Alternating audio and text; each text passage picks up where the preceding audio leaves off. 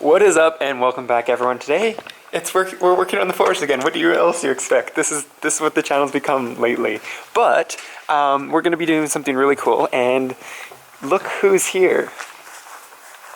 You might recognize that car. It looks a little different. I don't remember seeing it like this. Yeah. Anyways, what? When did you get wheels? What? When did you get wheels? I didn't just get wheels. I put a lift kit. And you're still missing your rack, though. Yeah, I know. When did you get all this? There's a skid plate. Holy, And some that is so good. Yeah, I know you were doing the ditch lighting. Yeah. I didn't know about this. When did you order that? Nah, damn. And then I see the plate from the STI. No. Oh, you got another One. Oh yeah, because the plate from the STI you fell off. No. Someone bashed it. Oh yeah. Replacement one. Of course. $9, whatever. Jesus.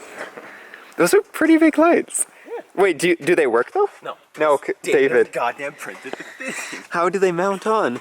On the hood. Did you make those brackets? No. No. I was gonna say, damn, that's so No, good. and it's good because it's just a standard joist connector. There's Is it? a weather pack seal.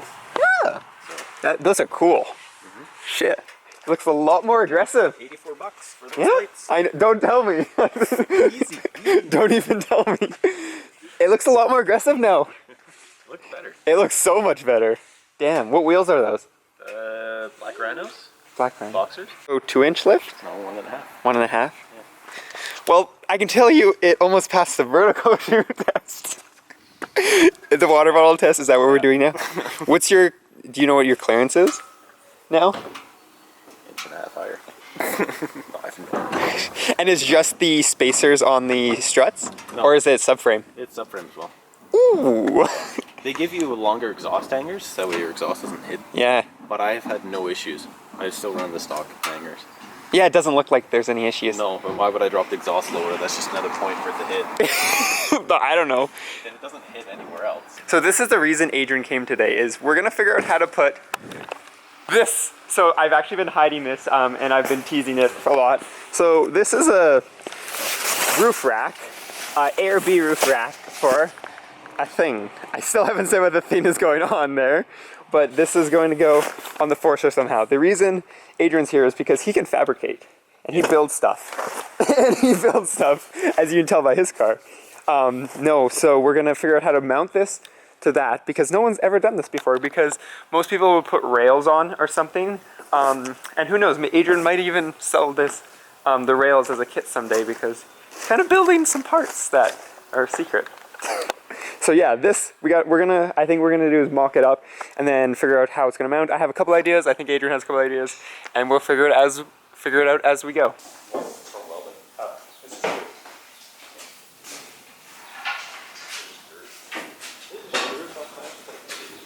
Sure. 500 kilometers. 500 kilometers? Well, you gotta think. 500 kilometers. Okay, how much do you have in your set? I have this much. Smaller than that. I know, it looks really big off the car, doesn't it? Okay, so this piece should go up. Okay, so what are our mounting points? Oh, you can literally slide it back a little, Yeah. and we got this main point.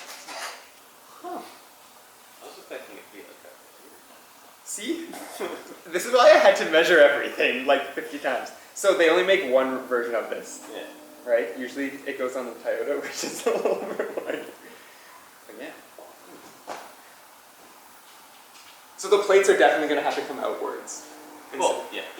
Well, As you guys saw, we actually got our measurements, and we have a plan to build it. So now it's down there. We just had to get the last little measurements for the brackets itself. But in case you guys really wanted to do this on your own, we have the measurements right here. It's a joke.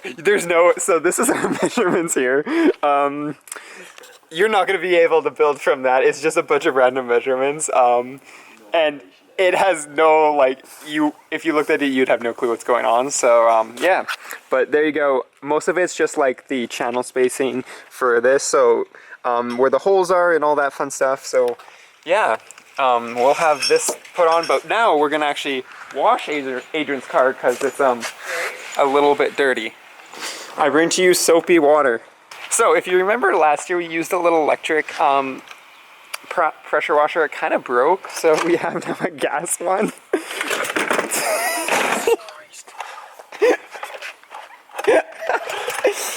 Is the choke on? Is the choke on? Feels on. No, it's not. Why does the choke feel on? It's the pressure. Is it fuel on? Yeah, it feels on. Is it? That is the feel, right? Yeah, but you forgot to turn it on. What? What is this? What is this? So yeah, we got a gas one. So, rip our neighbors. You probably don't need a choke. Yeah, you don't need the choke. There you go. There you go. So now we can wash cars.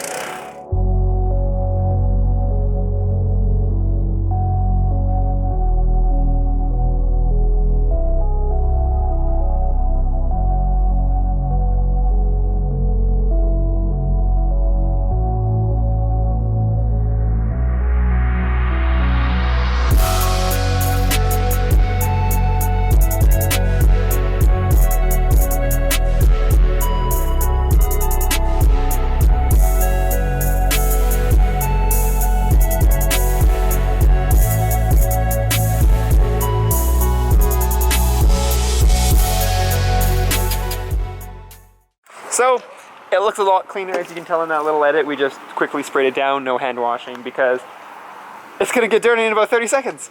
Yep. And that's usually how it works with this car, but it looks a lot cleaner now, and there's just like, is getting a little bit dirty. So yeah, there you go. This works extremely well, and it's gonna be really well when the cars get really dirty and they need a quick wash, and then even better when we get a foam cannon for that eventually. That was kind of a short vlog. I don't know, I really can't judge it before I edit it, but as you can see, this guy is going on that. So that is an A or B touring rack. So it's the only one they make actually that has the spot for a little basket up front, which is really cool. And it's just short enough that it fits on the roof, and it's just a little bit wider than the roof itself, so it sticks out, so it actually like more squares up the car a little bit more, kind of like you see, not with the STI, but most roof rack systems will do that. They kind of like square up the car a little bit more. So we're doing that. The only issue is, that's a Toyota rack, or it would be mostly on a Toyota. That's a Subaru, so no one's actually ever done this, which is really cool, and that's why Adrian's a part of this, because Adrian actually does fabrication, and Adrian's the one's fabbing up the roof rack. So we took all our measurements today, and as you saw, he's gonna make the magic happen and work. I believe we're using rectangular stock for uprights that fit in the gutter, and then they hold it up, our appropriate things, and then we're gonna have little tabs that attach to 2 of those bolt holes, and we should be good to go. But we'll see, and then let me know, guys, if this is something that you'd be interested in actually buying. I was talking to Adrian about this, if you'd be interested in buying these kind of roof rails, because these roof rails are actually, no one's done this before, so maybe if a lot of people are looking to do this, this would be something you'd be interested in, and something that Adrian can maybe make and sell, because as I said, he's a fabricator, he's a heavy duty mechanic by trade, so he does know a thing or two about. But you guys only are seeing half the puzzle right now, so that roof rack is going on top of there. The other half of the puzzle is that box. I haven't showed you what it is, and I won't show you probably for a couple more videos, just because I want to keep it a secret.